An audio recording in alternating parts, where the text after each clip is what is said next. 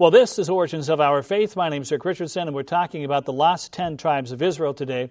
Really getting back into the basics of who they are and where they come from and how they, how they came to be lost. All those questions that you may have to really set the groundwork for some of the prophecies and things that are still yet in the future. Well, really, in order to understand what happened after Solomon's death, we have to go back to Solomon himself before he died, when he became old and began to really dabble in things that he shouldn't. Solomon, as you know, had many wives and many concubines, and he let his wives influence him in his beliefs and decisions.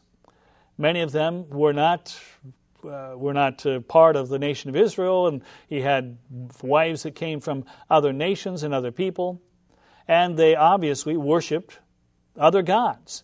They had other entities, other deities, other forms of worship that they had. Well, it came a time that God became angry with what Solomon had done and told him that he would lose most of his kingdom. The kingdom would be gone because of what he did, because he did not follow God. And later on we will find out how the nation of Israel also did not follow God. But here we have a time when Solomon was himself disobedient to what God had instructed him to do. It says in 1 Kings 11, beginning in verse 6, Solomon did evil in the sight of the Lord, and did not fully follow the Lord, as did his father David. Then Solomon built a high place to Chemosh, an abomination of Moab, on the hill that was east of Jerusalem, and for Moloch, and the abomination of the people of Ammon. And he did likewise for all his foreign wives, who burn incense and sacrifice to their gods. So the Lord became angry with Solomon because his heart had turned from the Lord, the God of Israel, who had appeared to him twice. So God had appeared to him twice, had done miraculous things, and yet he chose to honor the foreign gods of his wives and, I guess to please them, instead of really trying to please God. And he commanded him concerning this thing, that he should not go after other gods, but he did not keep what the Lord commanded. Therefore, the Lord said to Solomon, because you have done this, and have not kept my covenant and my statutes, which I commanded you, I will surely tear the kingdom away from you, and give it to your servant. Nevertheless, I will not do it in your days, for the sake of your father David. I will tear it out of the hand of your son. However, I will not tear away the whole kingdom.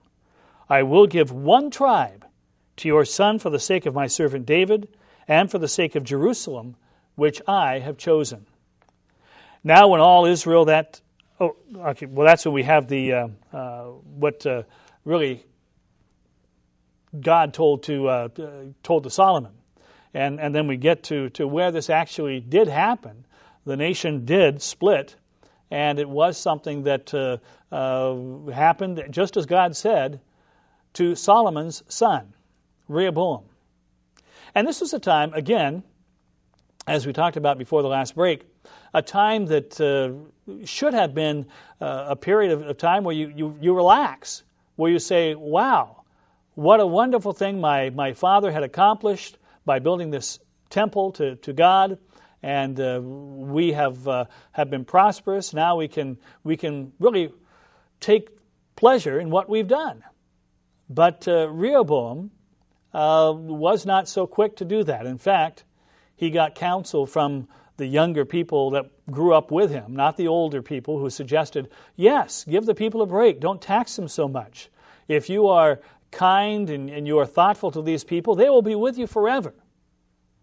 But if you're not, you do stand a chance of losing the kingdom. Well, Rehoboam came back and said, you thought it was tough under my father Solomon. It's going to be tougher with me. He chastised you with whips. I will chastise you with scorpions. And the way that he brought the message to the people was awful. You know, they said here they were hoping that things would become easier and better, and instead he was saying they'll become worse. I will tax you more. I will make your burden harder to bear. So it happened that most of the nation decided, you know what, we're not going to put up with this anymore. And we are going to then leave and follow a leader who is not part of the royal family. Yeah, they decided not to follow Rehoboam. We pick up the story in 1 Kings 12 and verse 16. It says, "Now when all Israel saw that the king did not listen to them, the people answered the king, saying, 'What share have we in David? Have we no inheritance in the son of Jesse? To your tents, O Israel. Now see, to your own house, O David.' Israel departed to their tents. Rehoboam reigned over the children of Israel who dwelt in the cities of Judah.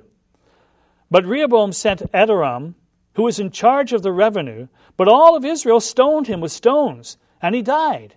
Therefore King Rehoboam mounted his chariot and hasted to flee to Jerusalem. So Israel had been in rebellion against the house of David to this day."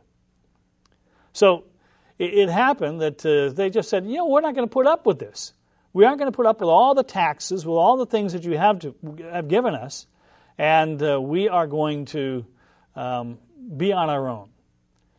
And so Jeroboam, who was in the northern kingdom, then became ruler and king over the house of Israel.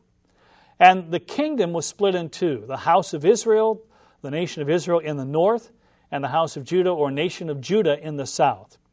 Israel being ruled by Jeroboam, and Judah being ruled by Rehoboam.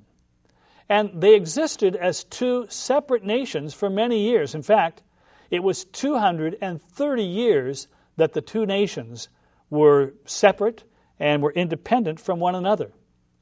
Now, the nation of Israel, the northern kingdom, was not very faithful at all at, number one, being loyal to Judah and the people that were there and the royal family and all that. But number two, they weren't loyal to God. They rejected God. They rejected all the things that He commanded them. And it started right at the very beginning of the nation of Israel's existence.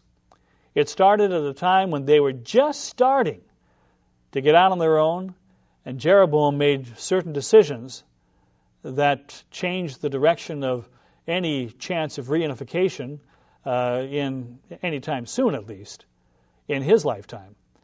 And we'll talk about that when we get back from the short break. Be right back on Origins of Our Faith.